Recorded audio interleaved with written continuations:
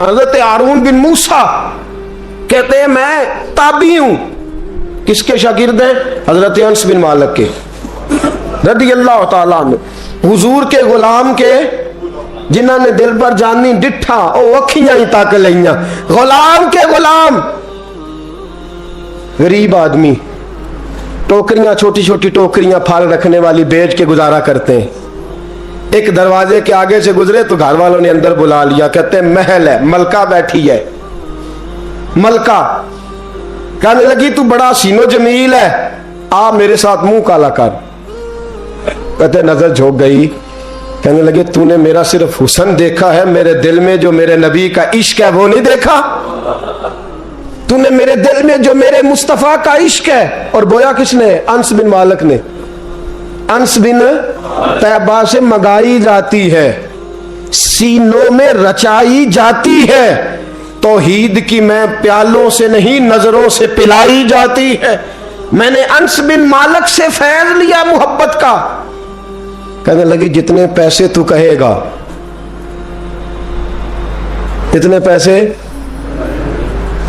जवानों, ना किसी गैर मुस्लिम बीबी के करीब जाना बिन निकाह के, सिर्फ पैसा इकट्ठा करने के लिए, सिर्फ जो है वो पासपोर्ट लेने के लिए, कागज बनवाने के लिए। ये देख नबी के मानने वाले कैसे होते। कहा ना, तूने देखा नहीं हम कौन है? पाक रसूल के मानने वाले, पाक नबी का पाक कुरान पढ़ते हैं, पाक दीन है हमारा, जहन भी पाक, नजर भी पाक, अकीदा भी पाक, नजरिया भी पाक। अल्लाह ने हमारे सीने भी पाक रखे हुए हैं। खबरदार। उसने कहा अगर तू बात नहीं मानेगा तो सजा दूंगी। कहने लगे दे ले। उसने कहा अच्छा तू तब भी ना बाज आया तो बादशाह से कहूंगी इसने मेरी इज्जत पे हाथ डाला है। कहने लगे मैंने बाथरूम जाना है। छत पे चढ़े, सबसे ऊपर वाली। एक रवायत तो यह है कि बाथरूम ऊपर था, पखाना किया तो वजूद पे मान लिया, पखाना किया तो वजूद पे, और फिर छत से छलांग लगा दी। कहते हैं यूं जमीन पे आया कि जैसे मां गोद में उठा के बेटा जमीन पे नहीं रख देती। कहते हैं जल्दी से नलके के करीब गया, अपना वजूद धोया, आंख खोली तो सामने खूबसूरत चेहरा, नौरानी आंखें, खुशबू ही खुशबू। मैंने कहा आप कौन है? तो कहने लगे मैं याकूब का बेटा यूसुफ हूं, हजरत यूसुफ अलैहिस्सलाम हूं। पता है तुझे जमीन पे किसने रखा है? कहा नहीं। कहने लगे तू पाक जवानी वाला है, तू पाकीज़ा नजर वाला है, तू पाक सोच वाला है।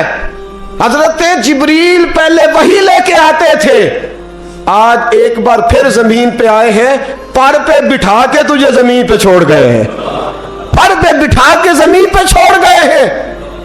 और कहा आजा सीने से लग जा, तूने वो काम उम्मती होके किया है जो मैंने नबी होके किया था। आजा सीने से लग जा। सीने से लग गए। कहते ऐसी खुशबू आने लगी जो किसी के पास से नहीं आया करती थी। जिधर जाते लोग कहते ये तो खुशबुओं वाला बाबा है, खुशबुओं वाला बाबा। लोग कहते वो इंतकाल कर गए तो उनकी कब्र की मिट्टी से भी खुशबू आया करती थी। तिरमिजी की हदीस है। किफल बनी इसराइल का एक आदमी, मेरे रसूल पाक सल्लल्लाहु अलैहि वसल्लम फरमाते हैं बड़े ऐब करता, इस बीबी से चक्कर, उस बीबी से चक्कर, इस बीबी से राबता, उससे राबता, बुराइयां इतनी कि हद हो गई, ये नफसानियत गालब है उसके ऊपर। एक औरत आई, कहने लगी किफल बच्चे भूखे हैं, तू अमीर आदमी है, 60 दिनार चाहिए। कहने लगा तेरा रंग गोरा है, पहले मुंह काला कर। उसने कहा गरीब हूं, बच्चों ने मजबूर कर दिया है, तेरी मेरे। कहने लगा नहीं, पहले मेरे साथ मुंह काला करेगी। कहा अच्छा मैं रात को आऊंगी। औरत रात को आई।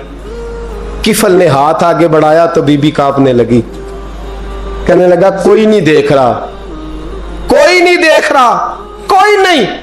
बीबी कहने लगी जरा अंदर की आंखें खोल, अल्लाह तो देख रहा है।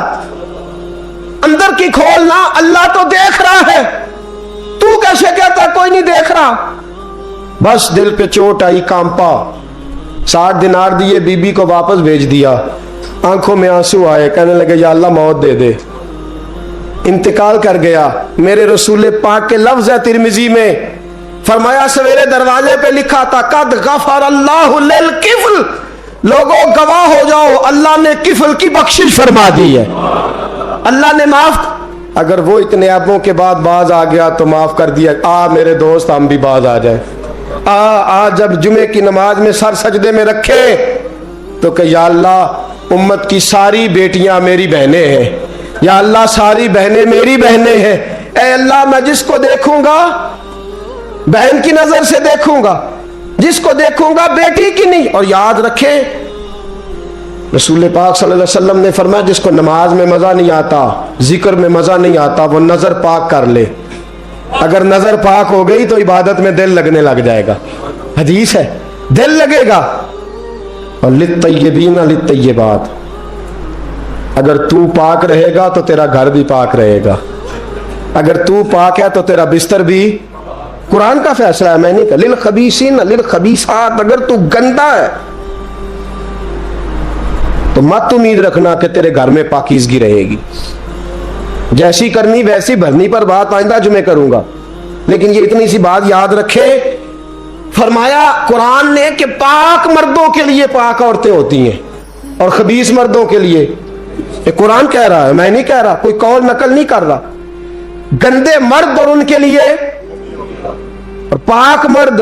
इखलाक की बात नहीं की, इखलाक बुरे हो सकते हैं औरत के, कोई कुछ भी हो सकता है, लेकिन अगर तू जिंदगी पाक गुजारेगा तो तेरे घर में आने वाली बीबी इस हवाले से वो भी बेहया नहीं होगी, उसका भी किसी मर्द से चक्कर है।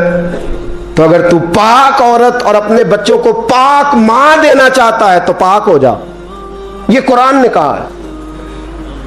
मुल्ला रूमी कहते एक शख्स था, बड़ा नेक आदमी, सुनार का काम करता था, बड़ा नेक और बड़ा लोगों का, गरीबों का ख्याल रखने वाला। छोटा सा बच्चा उसने उठाया, बेचारा लावारिस था, घर लाया, पाला। उसकी बीवी ने मां बन के बच्चे को पाला, जवान हो गया। वो सुनार कहता है जिंदगी भर नजर खराब नहीं हुई, पता नहीं क्या जुर्म हुआ, बुढ़ापे में औरत के हाथ में चूड़ी डालने लगा तो उसकी नर्मो नाजो खूबसूरत कलाई ने मुझे मायल किया, शावत के साथ हाथ रखा, बस हाथ रखा, घर गया तो बीवी दरवाजे पे खड़ी है। मैंने कहा क्या हुआ, दरवाजे पे खड़ी है? कहने लगी सच बता तूने आज कोई गुनाह किया है, सच बता तूने कोई जुर्म किया है। मैंने कहा क्या हुआ? कहने लगी वो बच्चा जिसे मैंने मां बन के पाला है, आज उसने गंदी नजर से मेरा हाथ पकड़ लिया था। मैंने तो उसे कहा कि तू मेरा बेटा है तो मेरा हाथ, तूने क्या जुर्म किया है?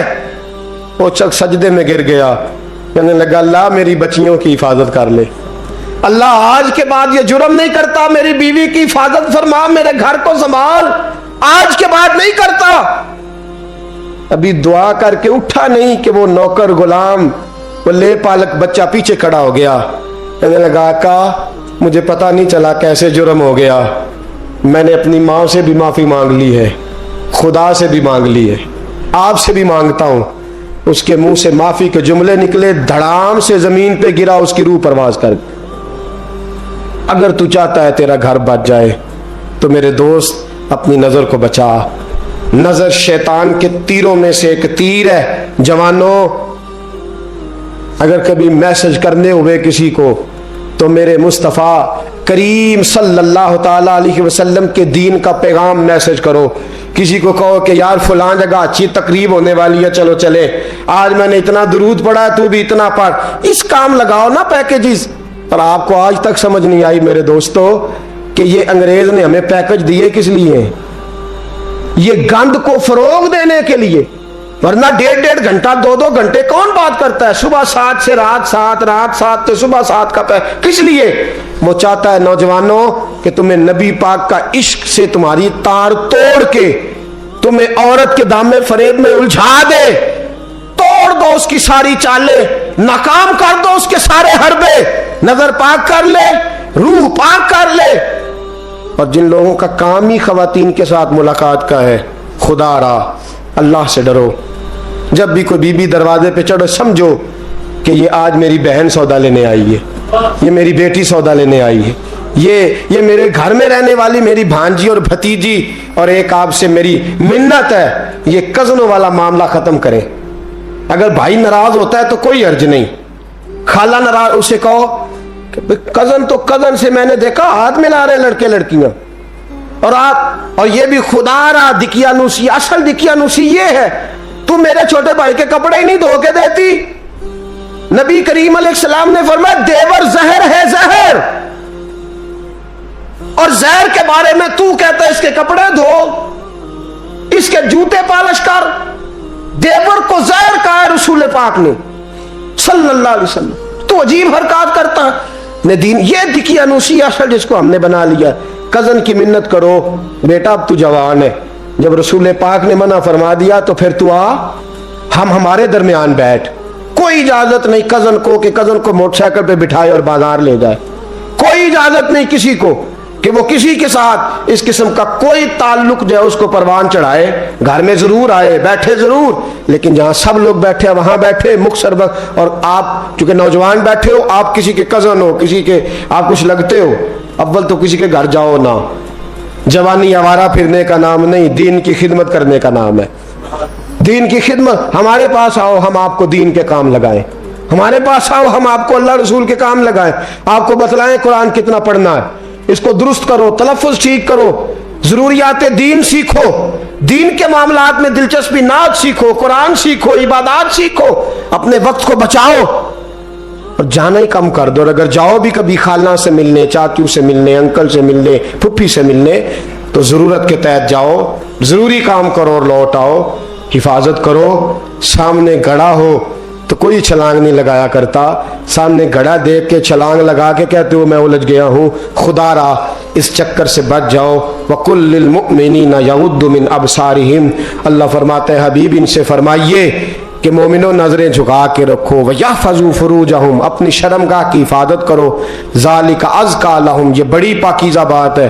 इन्नल्लाह खबीरुम बिमा यस्नऊन, बेशक अल्लाह तुम्हारी हर बात से बाखबर है। हमेशा मिदहत खैरुल आदाम में गुजरे दुआ अल्लाह के बंदे के लिए, नबी पाक अलैहिस्सलाम के गुलाम के लिए ज़रूरी करार दिया है। वो तीन खूबियां हैं, सादगी, आजिज़ी और कनात। जिस आदमी के अंदर ये तीन बातें पाई जाती हैं कि वो सादा भी हो, इज्जो इनकिसार वाला भी हो, और जो चीज़ें अल्लाह ने उसे दी हो उस पर उसकी कनात भी हो, वो राजी भी हो, तो ऐसे शख्स पर अल्लाह तबारक व तआला की खास रहमत नाजिल होती है। जिस बंदे के अंदर ये सलाहियतें पाई जाएं। हम देखते हैं कि इस जमाने में सादगी, आजी और कनात वाला पहलू खासा मुश्किल होता चला जा रहा है। कोई भी बरादरी हो, कोई भी कबीला हो, कोई भी इलाका हो, लोगों को अपना आप दिखाने का बहुत शौक होता जा रहा है। मैं भी हूं, मुझे भी मानो, मेरी भी सुनो और मेरी भी तारीफ करो, मेरी तरफ भी तवज्जो करो, ये माहौल बन गया। अगर आप सादगी वाले नहीं होंगे तो फिर आपने कुछ चीजें उधार की ओढ़ी होंगी जो असल नहीं। सादगी जो होती है वो असल होती है, असल रूप होता है आदमी का। अगर आपके अंदर सादगी नहीं होगी तो फिर आपने कुछ चीजें ऐसी अपने ऊपर लागू कर रखी होंगी जो आपका असल नहीं। तो जब आदमी असल से हटता है तो बेसुकून होता है। अल्लाह तबारक व तआला ने मुंह में दांत बनाए हैं तो ये असल है। इनके अंदर धागे के बराबर भी कोई चीज चली जाए तो वो बेचैन कर देती है, क्योंकि वो असल नहीं होती। तो जब आप सादगी में रहेंगे तो असल जगह पे रहेंगे, असल जगह पे, फिर आप तकलीफ में मुब्तला नहीं होंगे। आजिज़ी का मतलब ये होता है कि आप अल्लाह के किसी बंदे को हकीर ना समझें, छोटा ना समझें, जलील ना समझें। एक होती है एहसासे कमतरी कि समझना कि मैं माली तौर पे मेरे पल्ले कोई शय नहीं है, देखो कितना, ये एहसासे कमतरी है। आजिज़ी ये होती है कि ये ना समझ ले बंदा कि मेरे अंदर सलाहियत ज्यादा है, ये कमी है, ये छोटा है, ये निकम्मा है, ये बिल्कुल गुनाहगार है, ये तकब्बुर है। आजिज़ी से रहे, अल्लाह के हर बंदे को अपने से अफजल समझे, आजिज़ी के साथ रहे। कनात ये है कि आपको जो अल्लाह ने दिया है समझे कि मेरा रब सबसे ज्यादा मेरे ऊपर ही मेहरबान है, उसने जो मुझे दिया है वो किसी और को नहीं दिया। ये शुक्र के तौर पर, तकब्बुर के तौर पे ये भी नहीं। कनात करें। आजिज़ी जब आपके अंदर होगी, सादगी होगी, तो जिंदगी इत्मीनान से गुजरेगी, सुकून से गुजरेगी। और आजिज़ी और सादगी का ये वाला तर्जमा नहीं कि जिस बंदे ने मैले कपड़े डाले हो आप समझे कि ये बड़ा सादा आदमी है जी, हफ्ता आया ना आया नहीं तो सादा है। ये सादगी नहीं होती। नफासत तो हुसैन है इस्लाम का। नबी पाक सल्लल्लाहु अलैहि वसल्लम ने एक मालदार आदमी को फटे पुराने कपड़े पहने हुए देखा था तो हुजूर ने मना किया था। फरमाया अगर अल्लाह नेमत देता है तो बंदे पर उसका असर देखना भी पसंद फरमाता है। अच्छे कपड़े छोड़ दें तो आप सादा हो गए, ये मतलब नहीं। बहुत सारे गरीब लोग भी सादे नहीं होते, जो हर वक्त कहता रहता है मैं किसी चौधरी को कुछ नहीं समझता, तो वो सादा है। जो कहता रहता है कोई नहीं मेरी नजर में, मैं आप बड़ा सियाना हूं, फलाना बंदा आया तो मैंने लाजवाब कर दिया, दो बातें नहीं फिर वो कर सका आगे से, तो आप सादे? आप तो बड़े महान तेज आदमी है भाई, आप तो अपनी करामत सुना रहे। सादगी, सादगी का मतलब है बेतकल्लफ जिंदगी जिसमें कोई तकल्लुफ ना पाया जाए। जो बंदा हो वही वो बयान करे, ये सादगी है। ये सादगी के खिलाफ है कि आप जो नहीं है वो आप। मेरा एक तजर्बा है, इसको आप कुरान और हदीस का निचोड़ ना समझिएगा, मेरी जाती बात है तो इसको जादी रहने दीजिएगा। कभी कभी मैं परेशान होता हूं। आप किसी की दावत खाने जाए ना, वो अकीके की हो, वलीमे की हो, कोई भी हो, अच्छा जब आप खा लेते हैं ना तो फिर वो आदमी मुतालबा करता है कि आप उसकी तारीफ करें, फिर उसका ये मुतालबा होता है। वो बिल्कुल मेरी तरह का देहाती भी हो तो कहता है मैं मुंडिया नूं कल आख्या कि लियाओ फिर कोई कट्टा चंगा तगड़ा जिहा, अज जी आखन ना कि जनाब एदी दावत सी ते इस पकाए कुछ नहीं। वो फिर जिसले कट्टा एडा वधिया लिया के नाई अगे रखिया तो उन्हें पहली बारी इंज दा वेखिया सी, उन्हें फिर बनाया कि कमाल कर छड़ी। मुतालबा क्या है उसका भला? तुहानू आखे कि जिंज दी तुसां रोटी पकाई मैं कदे नहीं खादी। ये हर आदमी का मुतालबा, हर आदमी। जनाब मैं सवेरे गया हूं तो ताजी सब्जी स्पेशल आपके लिए मैं लेके आया हूं, और ये वो वाली लाया हूं जो मिलती नहीं थी पूरी दुनिया से, सिर्फ मुझे मिली है। तो ये आजिज़ी नहीं, ये सादगी नहीं, ये बनावट है। ये मैं अमीर गरीब, ये सारे लोग ये काम करते हैं, सारे। जो हम नहीं वो हम बन के दिखाते हैं, जो हम हैं नहीं वो हम बनते हैं। उसका नुकसान ये होता है कि जब वो चीज जो असल नहीं होती वो आती है तो तकलीफ देती है। नबी पाक अलैहिस्सलाम की जिंदगी सादी थी। किस तरह की सादी थी? दो जुमले, हजरत अब्दुल्ला इब्ने अब्बास के दो जुमले और बात खत्म कर दी। फरमाते हैं मेरे रसूल पाक अलैहिस्सलाम की जिंदगी सादी थी। ये कैसी सादी थी? फरमाते हैं जो मिलता था हुजूर पहन लेते थे, जो सामने आता था खा लेते थे।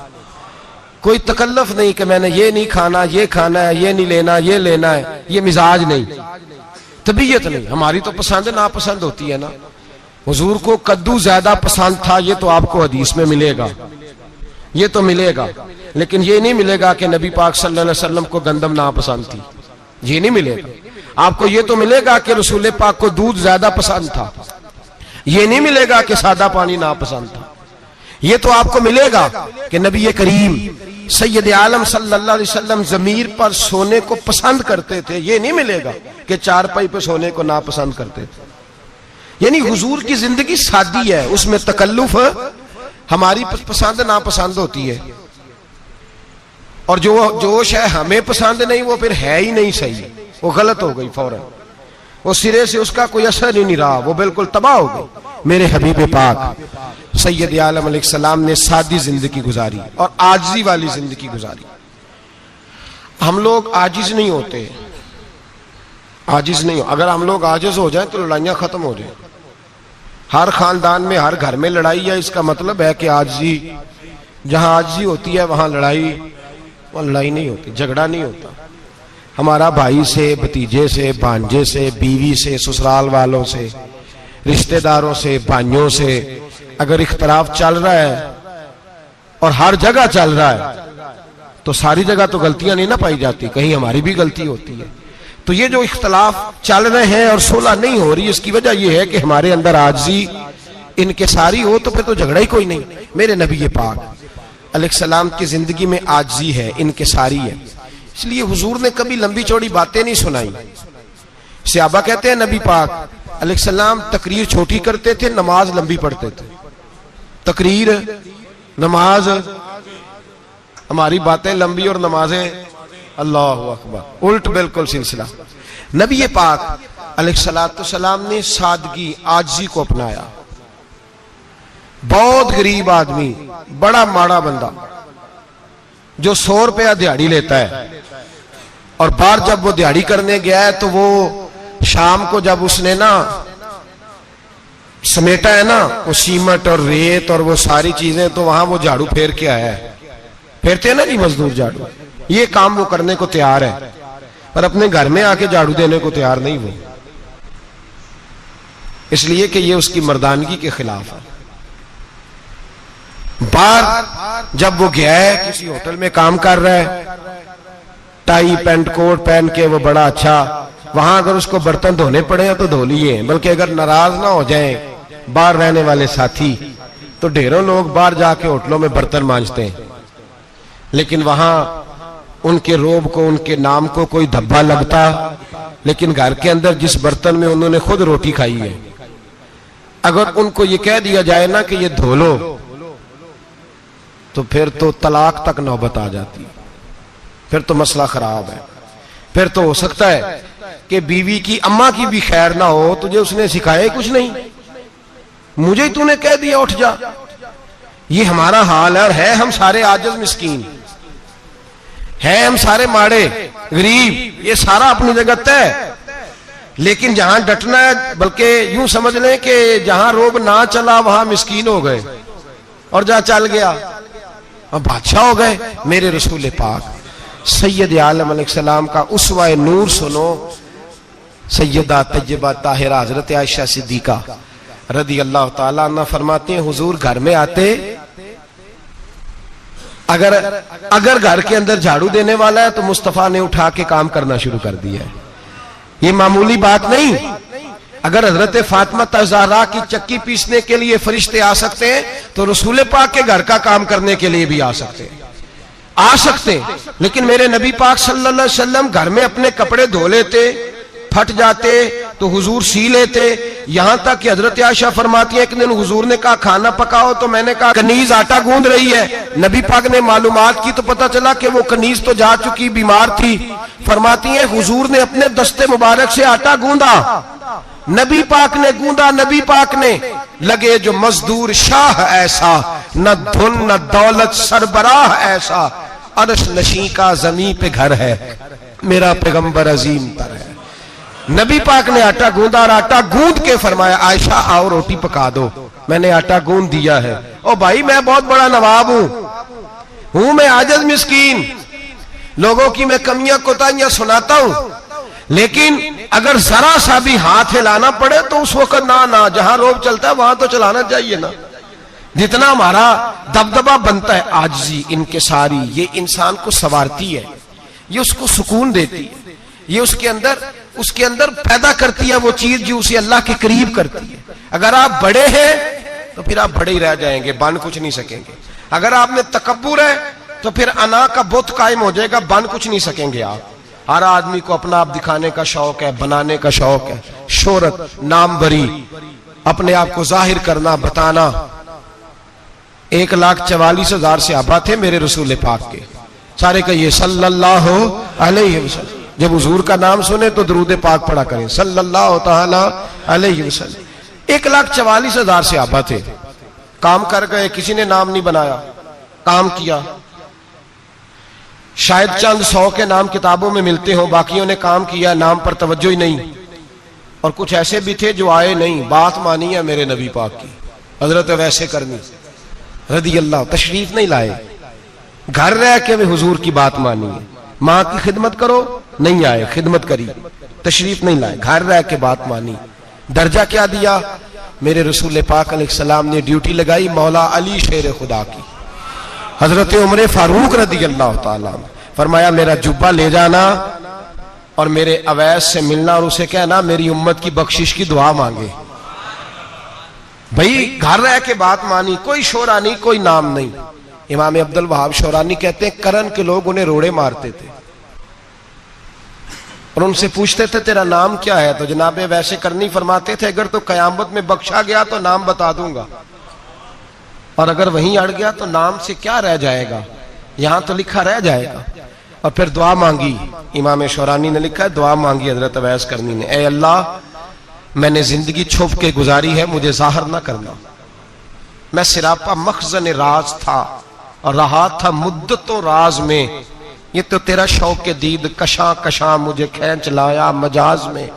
ए अल्लाह मैंने पर्दे में वक्त गुजारा है, अल्लाह मस्तुरना बिसुतरिकल जमील, ए अल्लाह बस मुझे पर्दों में रखना, पर्दों में उठ बुलिया चल उथे वसीए, जिथे वस देनी सारे अन्ने, ना कोई साडी जात पछाणे ना कोई सानू मन्ने।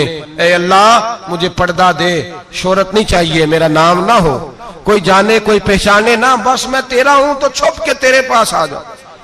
इमाम फरमाते अल्लाह 70,000 फरिश्ते कयामत के दिन हजरत अवैसे करनी की शक्ल के पैदा करेगा और उन फरिश्तों के अंदर छुपा के जनाब अवैस को अपनी और अपने महबूब की बारगाह तक ले जाएगा, चूंकि वो छुपे रहे, जरूरत नहीं, मैं सिरापा मखजन राज था, मैं तो रहा था मुद्दतों राज में, ये तो तेरा शौक के दीद कशा कशा मुझे खींच लाया मजाज में, शौक नहीं, मुझे भी पूछ लो, मेरा भी नाम ले लो।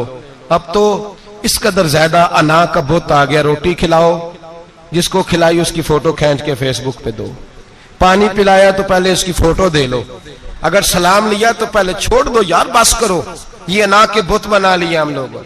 किस चक्कर में पड़ गई है दुनिया। एक गरीब को 2, 4, 5 रुपए क्या दे दिए, एक आटे का थैले का दे दिया, 4 अखबारों में खबर दे दी, ये आजी है, ये तरीका है।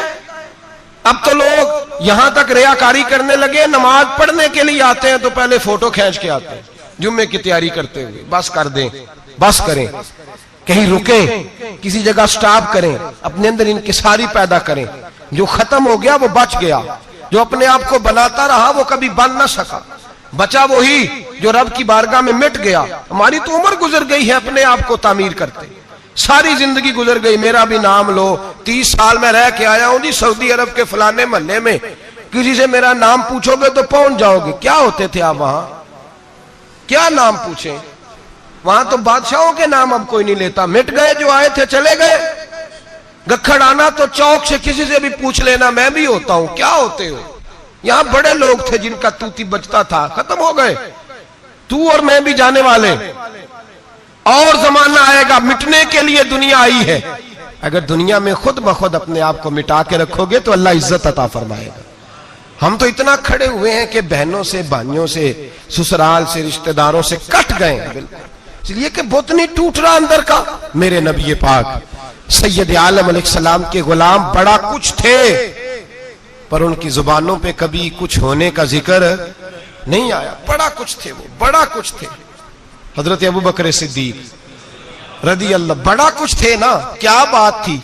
मेरे मुस्तफा करीम सैयद आलम सल्लल्लाहु अलैहि वसल्लम ने फरमाया, अबू बकर मेरा वो खलील है कि दुनिया में भी मेरा सज्जन है, कयामत में भी मेरा दोस्त होगा, दुनिया और आखिरत में वही अबू बकर है। महल्ले में 7 गरीब बच्चियां रहती हैं, वो कहती हैं हमारी बकरियां, बाप फौत हो गया, बकरियों का दूध धो दो, तो अबू बकर सिद्दीक बकरियों का दूध धोने चले जाते हैं, उनके घर का काम काज करके आते हैं। सैयदना उमर फारूक, मेरे नबी पाक अलैहिस्सलाम ने फरमाया, फरिश्ते 950 साल मेरे उम्र की शान बयान करें तो खत्म नहीं हो सकती। इतना बड़ा शख्स उमर फारूक, इतना बड़ा आदमी। एक दिन ऐलान किया उमर फारूक ने, लोगों मस्जिद में आओ, बात करनी है। अमीरुल मोमिनीन का पैगाम है, सारे मस्जिद में आ जाए। खचाखच मस्जिद नबी सहाबा से भर गई, और ऐसा जब ऐलान होता था तो सहाबा दौड़ के आते थे, शायद को जंग है, शायद किसी ने हमला कर दिया है, शायद कोई नई बात है। दौड़े आए लोग, मस्जिद नबी खचाखच भर गई। सैयदना फारूक आजम रदी अल्लाह तआला अन्हु मिंबर पे बैठे, हजरत अब्दुर रहमान इब्ने औफ रदी अल्लाह तआला अन्हु फरमाते हैं कि सहाबा तजस्सुस के देख रहे हैं कि पता नहीं किसी तरफ से पैगाम नहीं आ गया, कोई काफिर हमला नहीं करने लगा, अल्लाह जाने क्या हुआ है, बड़ी परेशानी है। उमर बैठे, अल्लाह की हम्द की, नबी पाक सल्लल्लाहु अलैहि वसल्लम पर दुरूद पढ़ा, और फिर उमर फारूक बोले, फरमाने लगे, मैं जब मक्के में रहता था ना तो कभी घर में कहत आ जाता था, कभी कहत आता था घर में, बकरियों के दूध खुश्क हो जाते थे, गंदम नहीं मिलती थी, पानी नहीं होता था। तो फरमाया मेरी अम्मा मुझे खाला के घर भेज देती थी। कबीला बनु मखजूम, उस कबीले में मेरी खाला की शादी हुई थी, तो वो मालदार लोग थे, उनके पास ज्यादा बकरियां, ज्यादा ऊंट, ज्यादा गायें, ज्यादा खेत थे। हजरत उमर फारूक फरमाने लगे मैं उनके घर जाता तो मेरे खालू समझ जाते कि उमर को इसलिए भेजा गया है कि कहत आ गया है। फरमाते हैं वो मुझे सवेरे बकरियां चराने ले जाते, शाम तक मैं उनकी बकरियां चराता। अमीरुल मोमिनीन उमर, एक तरफ मसला यह है कि कैसर और किसरा की दीवारें हिल रही हैं उमर के नारों से, और इधर उमर मिंबर पे बैठ के खुतबे दे रहे हैं। फरमाते हैं मैं बकरियां चराता, शाम तक खाला के घर जाके मजदूरी करता, और फरमाते हैं शाम होती तो एक मुट्ठी किशमिश मुझे देते वो। आप फरमाते हैं मैं बड़े कद वाला था, एक मुट्ठी किशमिश मिलती है, कभी एक मुट्ठी खजूरें, मैं शाम को खा के सो जाता। कई कई महीने यूं ही गुजरते तो मेरी अम्मा का पैगाम आता कि हालात सही हो गया, मेरे बेटे को भेज दो। ये बात कही, हजरत उमर रोने लगे और फिर कहने लगे अब वो वक्त आया है कि लोग मुझे अमीरुल मोमिनीन उमर कह के पुकारते हैं। बस ये दो बातें की। उमर ने कहा चलो जोहर का वक्त हो गया, अजान पढ़ो, उठो नमाज पढ़े, उठो। अजान हुई, इकामत हुई, जनाब उमर ने नमाज पढ़ाई, लोग चले गए तो सैयदना अब्दुर रहमान इब्ने औफ यराना था जनाब उमर से, बाजू पकड़ के कहने लगे उमर सियाना बंदा यार, तू ये दो बातें सुनाने के लिए इतना मजमा इकट्ठा किया था, ये दो बातें कहने के लिए कि मैं खाला के घर जाके मजदूरी करता था तो एक मुट्ठी किशमिश मिलती थी, एक मुट्ठी खजूरें, ये कहने के लिए कि मैं बकरियां चराया करता था। तो हजरत उमर फारूक रदी अल्लाह ताला अन्हु फिर रोए, फिर आंखों में आंसू आए। कहने लगे अब्दुर रहमान आज ना मिस्र शाम से कुछ लोग आए थे और वो बता रहे थे कि उमर तेरा डंका वहां भी बड़ा बजता है। वो मुझे कह रहे थे तेरे नाम के वहां भी बड़े दबदबे हैं, बड़े तज़किरे हैं। तो मेरा नफ्स मुझे कह रहा था उमर देखा देखा तू यहां बैठा है और वहां तेरे नाम का शोर हो रहा है, मुझे इसने बड़ा किया है। तो मैंने आज मुस्तफा के सारे गुलाम इकट्ठे करके अपनी औकात बता दी है। मैंने अपनी औकात बताई है कि मैं कुछ नहीं, कोई शय नहीं, कोई चीज ही नहीं, असी किसी दे कुछ नहीं जे लगदे, ना कोई साडा दर्दी। मैंने बताया है कि मैं तो किसी के बकरियां चरा के एक मुट्ठी किशमिश लेके गुजारा किया करता था। गुजारा मुझे मेरे कुछ साथी ना ले गए गुजरांवाला सर्दियों के मौसम में, मुझे कहने लगे स्वेटर पसंद कर लें अपनी मर्जी का। तो मैंने कहा यार मुझे तो वही मजा आता है जो मेरी अम्मा क्रोशिये से बनाया करती थी, वही वो पहले अब्बा पहनते थे, फिर वही स्वेटर बड़ा भाई पहनता था, फिर हमारे खाते में आ गया। और फिर उसकी तारीफें होती थी गुर्बत छुपाने के लिए, उसकी तारीफें होती थी, बड़ी मेहनत से बना है जी, क्या बात है, बड़ा गर्म है। तो अब छोटे भाई को दे दिया जाए। हमने कहा वही जमाना देखा है, वही रंग देखा हुआ है और उस पर फख्र है। अब तो लोग जब कुछ हो जाता है ना, दो चार लोग जानने लगते हैं तो लोग फटाफट दावा कर देते हैं खानदानी रईस आजम हूं, बड़ी बात है। ऐसी कोई बात नहीं। जिसको अपना आप याद रहता है उसे खुदा भी याद रहता है, जिसे अपना आप याद रहता है उसे रसूलुल्लाह भी याद रहते हैं, जिसे अपना आप याद रहता है उसकी नजर में दूसरे लोग भी कुछ होते हैं, दूसरे लोग भी कुछ होते हैं। मैं उम्रे के लिए, हज के लिए जाता रहता हूँ, रब मुझे अपने फजल से बुला लेता है। तो मैं एयरपोर्ट से नीचे उतरा तो एक साहब मेरे जानने वाले थे, दौड़ के आए और मुझे कहने लगे क्या बात है, सुना है इस दफा आप सऊदी एयरलाइन से आए, सीधा मदीना शरीफ आए, क्या बात है आपकी। और मैंने कहा साहब छोड़ दें, मैं भी जब पहली दफा आया था तो मैं भी बड़ा घूर घूर के एयरपोर्ट देखता था, मैंने कभी देखा जो नहीं था, मैं बड़ा घूर घूर के देखता था। कोई ऐसी बात नहीं है, ये निजाम कुदरत है, बादशाह के फैसले हैं, वो जब चाहता है जिस तरह के चाहता है फैसले फरमा लेता है। तो ये उसके फैसलों की बात है।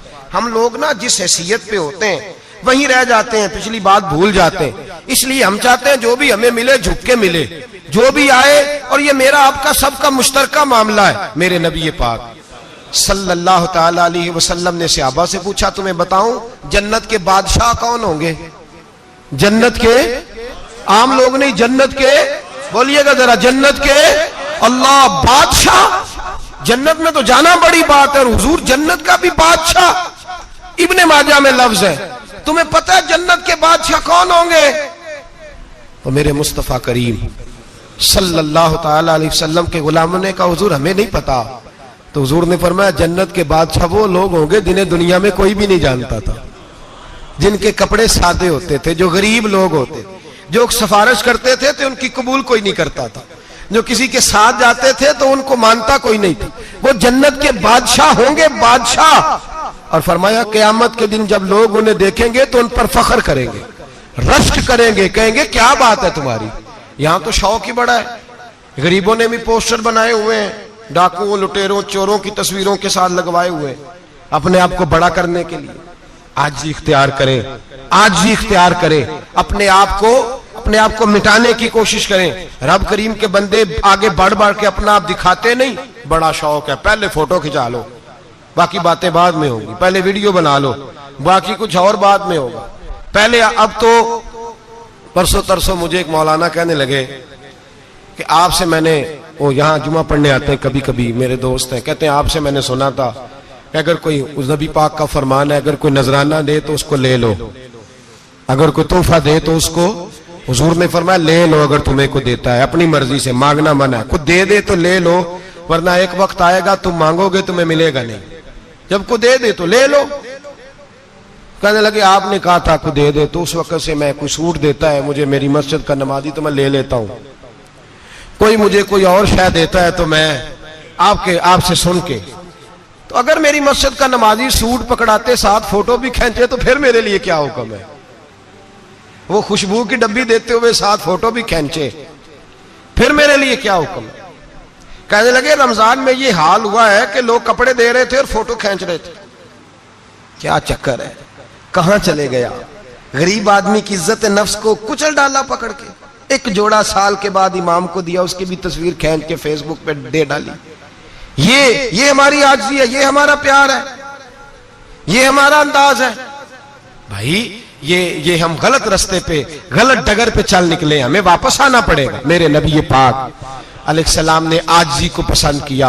हुजूर शोहरत से, नामवरी से दूर रहते, नबी पाक अलैहिस्सलाम ने आजिज़ी, इनकिसारी और सादगी और कनात इनको अपना के रखा, सीने से लगा के। ये नहीं कि माल नहीं आया, बहरीन से लाखों दिनार आए हुजूर के जमाना ज़ाहिरी में, तबूक के बाद फतुहात हुई तो लाखों दिनार आए, लेकिन हजरत आयशा कहती है हमारे घर में 4 दिन के बाद ही रोटी पकी है, हमने एक वक्त ही खाना खाया, लाखों रुपया आया है, पर हमारे घर के अंदर जो खाना आया है वो सिरका ही आया है।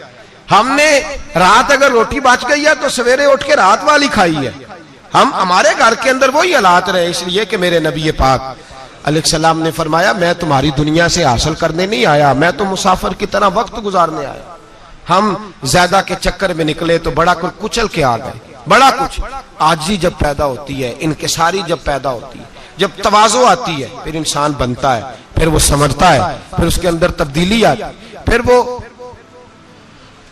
और बुजुर्ग फरमाते हैं आजिज़ी वाले को नमाज में भी लज्जत आती है, वरना तो किसी ने पूछा था, एक शायर इस्लामाबाद में रहते थे, तो उनसे किसी ने पूछा कि आपका शहर किस तरह का है। उन्होंने कहा मेरा उस शहर अदावत में बसेरा है जहां लोग सजदों में भी लोगों का बुरा सोचते हैं। मेरा उस शहर अदावत में बसेरा है जहां लोग सजदों में भी लोगों का, नमाज पढ़ते हुए कहते हैं देखो कितनी बू आ रही है इससे, कपड़े नहीं बदल के आया, नमाज पढ़ते हुए भी साथ वाले के बारे में बुरा सोच रहे हैं। जब आजी सैयद अहमद कबीर रिफाई रहमतुल्लाह ताला अलैह, ये सिलसिला रिफाइया के शेख हैं, आला हजरत रहमतुल्लाह अलैह ने इनकी बड़ी तारीफ लिखी है फतावा रज़विया में। मिस्र के अंदर सिलसिला रिफाइया और शाज़िलिया, बहुत सारे लोग इस सिलसिले में मुरीद हैं। सैयद अहमद कबीर रिफाई इतने बड़े सूफी थे कि मेरे मुस्तफ़ा करीम सल्लल्लाहु अलैहि वसल्लम के रोजे पर हाजिरी देने गए। नबी पाक की बारगाह में हाथ दुआ करें, अल्लाह हम सबको वहां हाजिरी नसीब फरमाए, अल्लाह हम सबको बार बार ये मौके अता फरमाए। सैयद अहमद कबीर रिफाई हाजिरी देने गए तो जब नबी पाक के गुम्बद पे पहुंचे तो कहने लगे या रसूलल्लाह मैं कब्र देखने नहीं आया, मैं तो दीदार करने आया। हुजूर ये तो ज़ियारत में करता रहता था, दीदार करने आया। ये कह के रोने लगे, इतनी देर रोए कि मेरे मुस्तफ़ा करीम ने अपना दस्ते मुबारक कब्र से बाहर निकाल दिया, हाथ मुबारक बाहर आया, 10,000 लोगों ने देखा। कितने लोगों ने? अब यहां भी लोगों को शक होगा जी कैसे बाहर आया, तो बुखारी सुना देता हूं, मसला जरा हल हो जाए। मस्जिद नबी की तामीर हो रही थी, तामीर तो कहते हैं कि दीवार नहीं तामीर करते वक्त ना एक दीवार गिरी, ये बुखारी के लफ्ज है, दीवार गिरी तो एक पैर बाहर आ गया। पैर को देखा तो कहते हैं हाथ रखते थे तो उसमें बिल्कुल ऐसे था जैसे खून साइडों पे हो गया, बिल्कुल जिंदा। शोर हो गया कि ये नबी पाक का कदम मुबारक है, हुजूर का। बहुत सारे लोग इकट्ठे हुए, उलमा को बुलाया, पैर देखा तो कहने लगे नबी पाक का नहीं, ये तो सैयदना फारूक आजम का है। जब ये कहा ना फारूक आजम का है तो फिर एक शोर उठा कि ये हाल है उनके गुलामों का तो सरकार का आलम क्या होगा। ये हाल है उनके गुलामों का तो फिर सरकार का आलम। ये बुखारी है। तो जिंदा है वल्लाह, तो जिंदा है वल्लाह, मेरी चश्मे आलम से छुप जाने वाला। सैयद अहमद कबीर रिफाई इतने बड़े, नबी पाक सल्लल्लाहु अलैहि वसल्लम ने दस्ते मुबारक बाहर निकाला, 10,000 लोगों ने देखा। किसी ने हजरत सैयद अहमद कबीर रिफाई से पूछा कि बाबा इतना बड़ा दर्जा, इतना बड़ा मकाम कैसे मिला?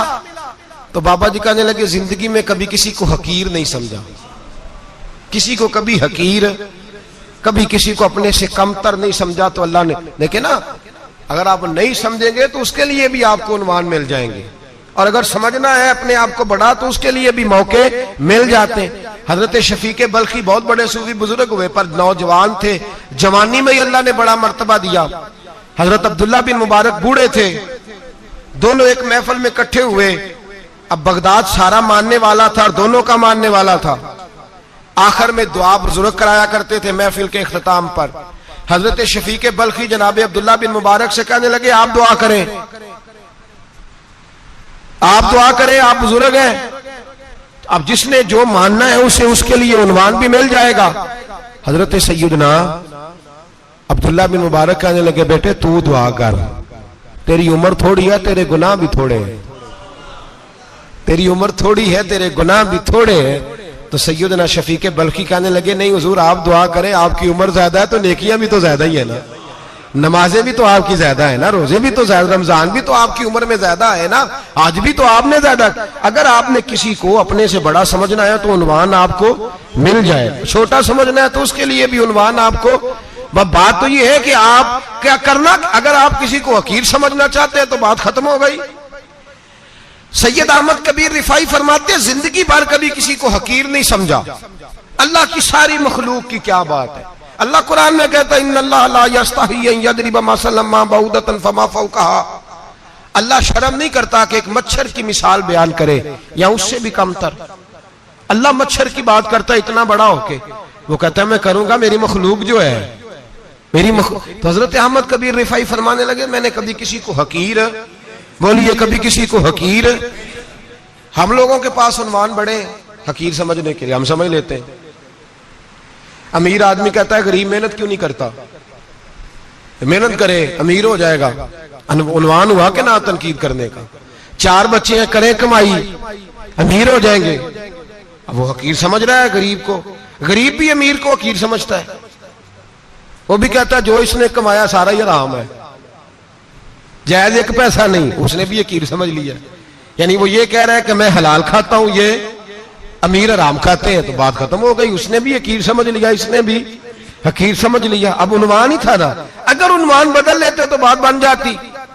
अमीर अगर ये कहता कि मैं इस गरीब की मदद करूंगा इसलिए कि पैसे मेहनत से नहीं मिलते, खुदा के फजल से मिलते हैं, तो वो ये ना कहता कि ये मेहनत करता तो आगे चला जाता। और गरीब अगर समझता इस बात को तो ये ना कहता अमीर सारे हराम ही खाते हैं, वो कहता भाई रब ने जो मेरे लिए पसंद किया मुझे दिया, जो इसके लिए पसंद किया इसे दिया, बात खत्म हो गई, झगड़ा खत्म। उन्वान तो मिल जाएगा आपको, मुस्बत भी और मनफी भी। तो अच्छी बात नहीं कि मुस्बत इख्तियार करें। सैयद अहमद कबीर रिफाई कहते मैं गुजर रहा था, एक दिन मेरे साथ ऐसा हुआ कि मैं गुजर रहा था खेत के अंदर से, इधर भी पानी था इधर भी पानी था। होता है ना पानी पानी होता है फसलों में कई दफा। कब होता है ज्यादा पानी? नहीं, जब कद्दू करीद है जी, और जब कद्दू करते हैं ना तो दोनों जाने पानी भरा होता है ना जी, वो ट्रैक्टर भी पानी में चलता है। मैं पेंडू हूं ना, मुझे ज्यादा पता है क्या हालात होते हैं। तो वो इधर भी पानी इधर भी पानी, तो दरमियान में से वो मुंडेर होती है छोटी सी, वाट आखिदा अपनी जुबान है। तो कहते इधर भी पानी था, इधर भी पानी था। सैयद अहमद कबीर रिफाई कहते हैं मैं गुजर रहा था, असर की नमाज का टाइम हो गया, मैं जल्दी जल्दी जा रहा, सामने से कुत्ता आ गया। इंसान अशरफुल मखलूकात है, लेकिन वो अल्लाह का शुक्र करेगा कि उसने मुझे अशरफ बनाया है। ये नहीं कह सकता कि ये मखलूक हकीर है, ये बुरी है, ये नहीं कह सकता। शुक्र करे कि मुझे अल्लाह ने अशरफुल। सैयद अहमद कबीर रिफाई कहते कुत्ता आ गया सामने से। अब कुत्ता आया तो मुझे जल्दी थी, कुत्ता भी भीगा हुआ था। अब मेरा दिल करे कि कुत्ता नीचे उतरे तो मैं गुजरूं, कुत्ता खड़ा है कि ये साइड पे हो तो मैं गुजरूं। कहते हैं देर हो गई तो मुझे डर लगता था, मैंने कभी कुत्ते को भी नहीं झिड़का था, कभी कुत्ते को भी, अपनी इतनी हैसियत ही नहीं, झिड़का ही नहीं कभी किसी को। आप फरमाते हैं देर हो गई तो मैंने कहा या अल्लाह, हजरत सैयद अहमद कबीर कहते हैं मैंने कहा या अल्लाह इस कुत्ते को जुबान ही दे दे, मैं इसे कुछ समझा ही दूं, इसे जुबान ही दे दे, तू तो कादर मुतलक है। उसे जुबान दे दी तो मैंने कुत्ते से कहा नीचे उतर जा, मैंने नमाज पढ़नी है। तो कहने लगा बाबा जी आप उतर जाए, आप उतर जाए, आप उतर जाए, मैं क्यों उतरूं। तो सैयद अहमद कबीर रिफाई कहते हैं मैंने उससे कहा कि बात यह है कि मेरे ऊपर नमाज फर्ज है, तेरे ऊपर फर्ज नहीं, तो मैंने नमाज पढ़नी है। अगर मैं खेत में उतर गया तो कीचड़ है, मेरे कपड़ों को मिट्टी लग जाएगी, पता नहीं पानी पाक है कि नापाक है, तो तू उतर जा, तेरे ऊपर नमाज नहीं फर्ज, तो मुझे जाने दे। तो सैयद अहमद कबीर रिफाई कहते हैं उसने ऐसी बात की कि मेरे ऊपर वजद तारी हो गया। कुत्ते ने बात की तो मैं कांपने लगा। राती जागे शेख सदावे, राती जाग दे कुत्ते, तैथों उत्ते मालक दा दर मूल न छड़ दे, भावे मारो 100 जुत्ते तैथों उत्ते। वो एक बुरकी दा कदर पछानन, भावे मालक हो मन सुत्ते तैथों उत्ते। रुखा सुखा खा दिने जार रुखा विच सुत्ते ते तैथों उत्ते। उठ बुलिया चल यार मना ले नहीं ते बाजी लै गए नहीं कुत्ते, उठ बुलिया चल यार मना ले नहीं ते बाजी लै गए कुत्ते ते तैथों उत्ते। सैयद अहमद कबीर रिफाई कहते हैं वो मुझे कहने लगा आप उतर जाए, तो मैंने कहा भाई मेरे ऊपर नमाज फर्ज है, तेरे ऊपर फर्ज नहीं, तू उतर जा, मेरे कपड़े आलूदा हो जाएंगे तो क्या करूंगा। तो कहते हैं उसने बात की तो मैं घबरा गया और छलांग लगा के मैं खेत में उतर गया। मुझे कहने लगा बाबा जी कपड़े अगर आपके कीचड़ से आलूदा हो गए तो पानी से साफ हो जाएंगे, और अगर मुझे हकीर जान के आपका दिल आलूदा हो गया तो 7 समुद्रों से भी साफ नहीं होगा। कपड़े पानी से धुल जाएंगे और दिल अगर तकब्बुर से आलूदा हुआ तो 7 समुद्रों से भी सही हो सकता ना। ना ना हकीर नहीं जानना, ना मौलवी को, ना सूफी को, ना दरवेश को, ना खेत में काम करने वाले को, ना पट्टे पे मजदूरी करने वाले को, ना गाड़ी का शीशा साफ करने वाले को, ना तेल डालने वाले को, ना किसी को हकीर ना जान, ना किसी के हाल पे तंज कर, ना किसी के गम का मजाक उड़ा, वो जिसे चाहे जैसा नवाज दे। ये मिजाज लुत्फ रसूल है। ना कोई आया लेके चला गया, कोई उम्र भर भी ना पा सका। मेरे मौला तुझसे गिला नहीं, ये तो अपना अपना नसीब है भाई, हकीर नहीं जानना।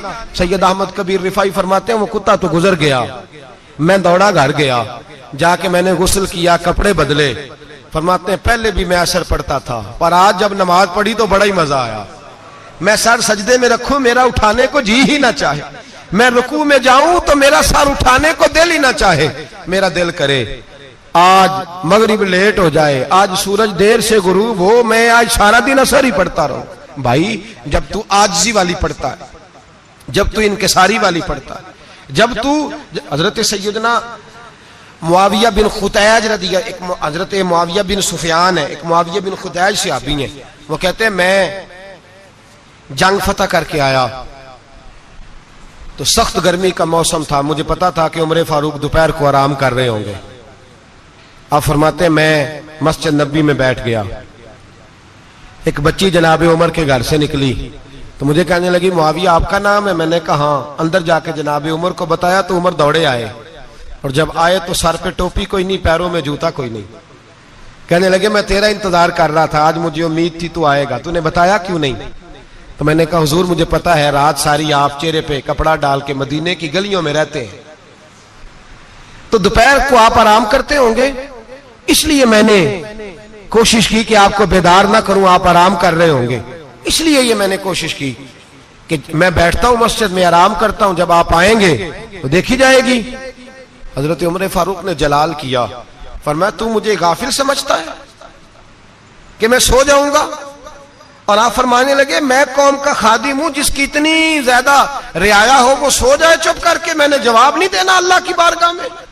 फरमाया मेरे अमीरों की तरह सोने जागने के वक्त मुकर्रर नहीं, मैं कौम का खादिम हूं, जिस वक्त भी आया करो मुझे जगा लिया करो, मुझे कब्र में जाके खुदा को भी जवाब देना है, मोहम्मद मुस्तफा को भी जवाब देना है। मेरे भाई याद रखें, जब ये चीजें पैदा, और फिर हमने इन तकल्लुफात में, मैंने कई दफा ये बात बयान की है, अब तो लोग रिश्ते करते हैं तो डीसी कॉलोनी में किराए का मकान खरीदते हैं, 2-4 गैरों की गाड़ियां मंगा के दरवाजे के आगे खड़ा करते हैं, रिश्ता हो जाता है बड़ा घर देख के,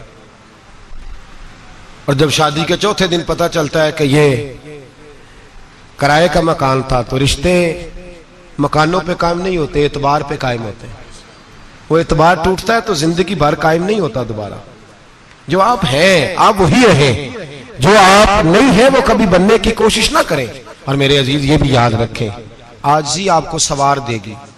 और वैसे भी हम अल्लाह के हुजूर जाने वाले, अगर पर्दों में छुप के चले जाएंगे तो बच जाएंगे, और अगर हम अपना आप दिखाते ही रहें, सारी जिंदगी इसी चक्कर में रहें कि मुझे भी पूछो, मुझसे भी मुशावरत करो, मेरी भी बात सुनो, तो ये अना की दौड़ तो खत्म ही नहीं होती। हिर्स सिर्फ पैसे की नहीं होती, हिर्स हवस शोहरत की भी होती है। और नबी पाक सल्लल्लाहु अलैहि वसल्लम ने इसको भी बयान फरमाया है कि ये जो तेरे अंदर चीज पैदा होती है ना, मैं जाना जाऊं पहचाना जाऊं, इससे भी अपने आप को बचा। सहाबा के बाद जिस शख्स की खिलाफत सबसे मजबूत हुई वो हजरत उमर बिन अब्दुल अजीज थे। इतनी बेहतरीन खिलाफत की कि लोगों को हजरत उमर का जमाना याद आ गया। हजरत उमर बिन अब्दुल अजीज, इराक में रहने वाली एक औरत थी, उस औरत का खामद फौत हो गया तो 5 बच्चियां यतीम थी। वो इराक से चली और जनाब उमर बिन अब्दुल अजीज के पास आई कि आप मेरी बच्चियों का वजीफा लगा दें। वो कहती है जब मैं पहुंची ना, यहां तो अब तो इस्तकबाल, आना जाना बड़े मामलात है, अब तो बच्ची की बारात आए और 5, 7, 10, 20 लोग दरवाजे पे खड़े ना हो तो बारात नाराज हो जाती है, कहते हमारा इस्तकबाल ही किसी ने नहीं किया। तो इस्तकबाल तो अब इस तरह है जिस तरह नशा नहीं होता, ये इस्तकबाल की हालत है, अमीरों से लेके गरीबों तक। मुझे पूछा ही नहीं किसी ने, कुर्सी नहीं दी, आगे नहीं बिठाया, ये वाला मामला है। और मैं मेरी तरह के लोग, नेक लोगों की बात नहीं करता। अब तो हम देखते हैं फला मौलाना का इस्तकबाल हो रहा है, फला के लिए लोग खड़े हो रहे हैं, नारे लग रहे हैं। और अब तो मैं देखता हूं ऐसे ऐसे हाथ लहराते हैं सूफी और दरवेश कहलाने वाले, जैसे सियासी लीडर लहराया करते हैं। ये क्या तरीका हुआ? ये कौन सा तर्ज जिंदगी? मेरे नबी पाक सल्लल्लाहु अलैहि वसल्लम ने फरमाया जो ख्वाहिश करे कि मैं आऊं और लोग खड़े हों वो तो जहन्नमी है, तो दोज़खी है। सारे वही तरीके हम इख्तियार करते जा रहे हैं, वही प्रोटोकॉल है हर जगह। वो लोग जिनके दरवाजे खुले होने चाहिए थे वहां भी हर वक्त के लिए मामला तय हो गए। याद रखें मेरे नबी पाक अलैहिस्सलातु वस्सलाम ने जो तालीमात दी, हजरत उमर बिन अब्दुल अजीज रहमतुल्लाह ताला अलैह। औरत कहती है मैं पहुंच गई, मैंने लोगों से पूछा घर कहां है, तो कहा वो जहां बोरी लटक रही है ना बाहर, टाट का पर्दा लगा हुआ है, वो हजरत उमर बिन अब्दुल अजीज का घर है। कहती है मैं दरवाजे पे दस्तक दी, एक औरत ने दरवाजा खोला तो मुझे बीबी जान के अंदर बुलाया। तो उनके घर के अंदर जब मैं दाखिल हुई तो बड़ा सारा सेन था, एक तानिम कुआं लगा था, एक तरफ एक बड़ा दरख्त था और एक छोटा सा बनाई हुई थी जगह बर्तन धोने के लिए। और बीबी ना बर्तनों को मिट्टी लगा के साबुन लगा के बैठी हुई थी, काम कर रही थी वो औरत। मुझे उसने दरख्त के नीचे बिठाया, पानी पिलाया। कैसे आई हो? मैंने कहा अमीरुल मोमिनीन से मिलना है। कहने लगी बैठो थोड़ी देर में आ जाते।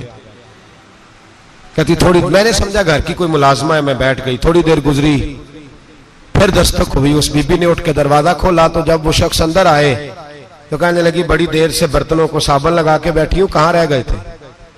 कहती है वो साहब कहने लगे बस जरा मसरूफ हो गया था। दौड़े गए, कुएं से पानी निकाला, बीबी को दिया, उसने बर्तन धोए। कहती है फिर थोड़ा सा सिरका और एक रात की रोटी वो लाई, उस शख्स ने खाई। मैंने कहा कि ये दोनों घर के मुलाजम हैं, मियां बीवी काम करते हैं।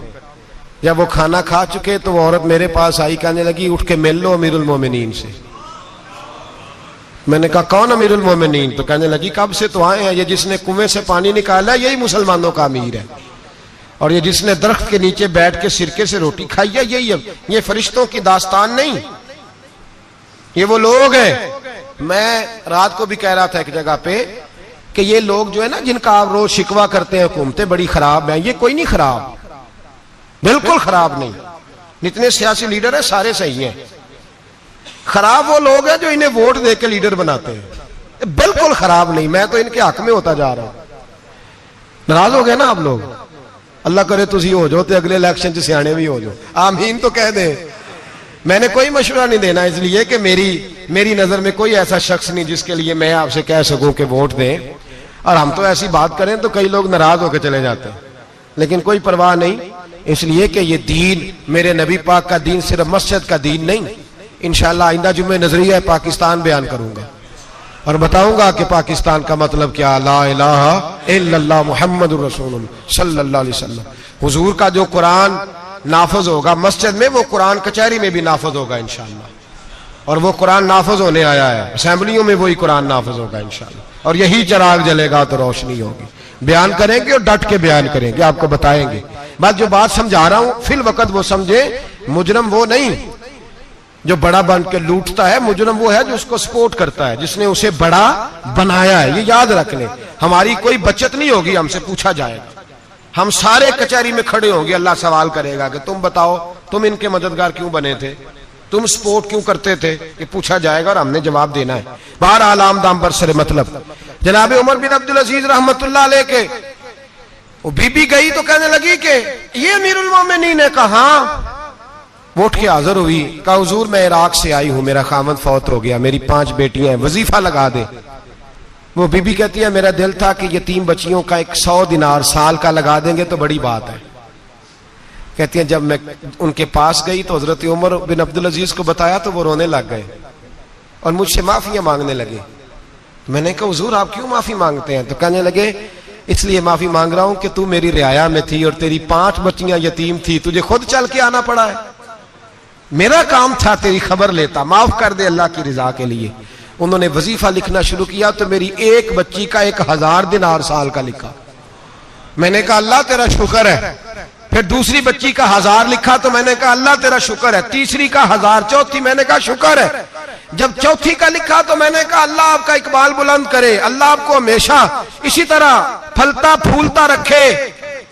कहते हैं जनाब उमर बिन अब्दुल अजीज ने कलम रख दिया, फरमाने लगे मैं 5वीं का वजीफा नहीं लिखूंगा, 4 बहनों से कहना बांट के इसे भी दे दे। कहा हुजूर क्यों?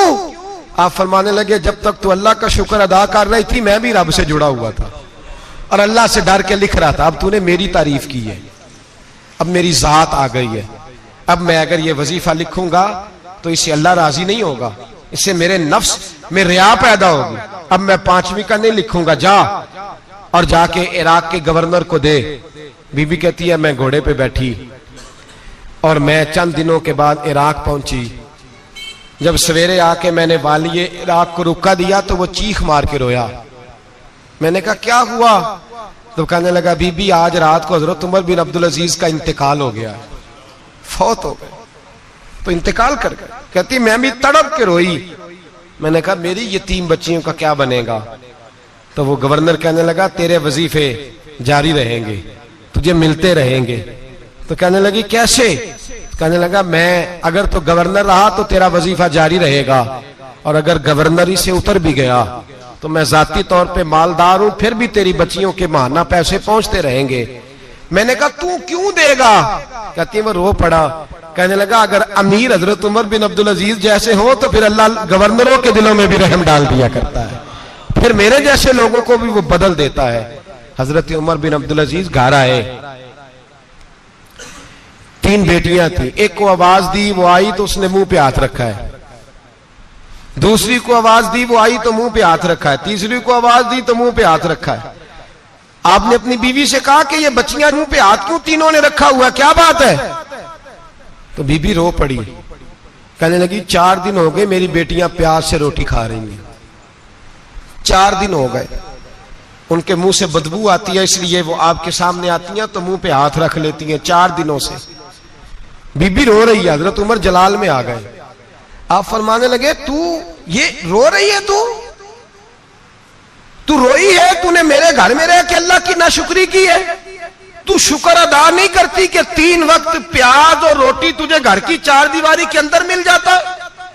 रो रही है, और मैं आ मेरे साथ बाहर निकल, तुझे वो लोग दिखाऊं जो झोपड़ियों में रहते हैं और मांग के खाते हैं। आ तुझे दिखाऊं। इतनी नाशुक्री कि घर के अंदर प्याज पहुंच रहा है, रोटी पहुंच रही है, और तू कहती है मेरी बेटियां प्याज से खाती हैं, शुक्र कर फाके नहीं काटने पड़े। फिर अगले लफ्ज कहे तो रो पड़े। फरमाने लगे, मैंने तो मुस्तफा के वो हालात भी सुने हैं जिसमें कई दिन बीबी फातिमा ने फाके किए। तू घर के अंदर प्याज पहुंच रहा है, तो अभी भी सादगी, आजिज़ी और कनात नेमत थी इन लोगों की। हमारे यहाँ रोज शिकवा है, किस बात का? गाड़ी कोई नहीं। रोज रोना है, किस बात का? बंगला कोई नहीं। रोज रोना है, किस बात का? बैंक बैलेंस कोई नहीं। 10 जोड़े क्यों नहीं ईद पे आए? और ये सिर्फ औरतों का मसला नहीं, हमारे अंदर भी ये बात बदर्जे औला। हम रोज अपने आप को मिस्कीन कहते हैं, गरीब कहते हैं, लाचार कहते हैं, मजबूर कहते हैं। कभी देखो वो जो झोंपड़ियों में रहते। मुस्तफा मुस्तफा मुस्तफा मुस्तफा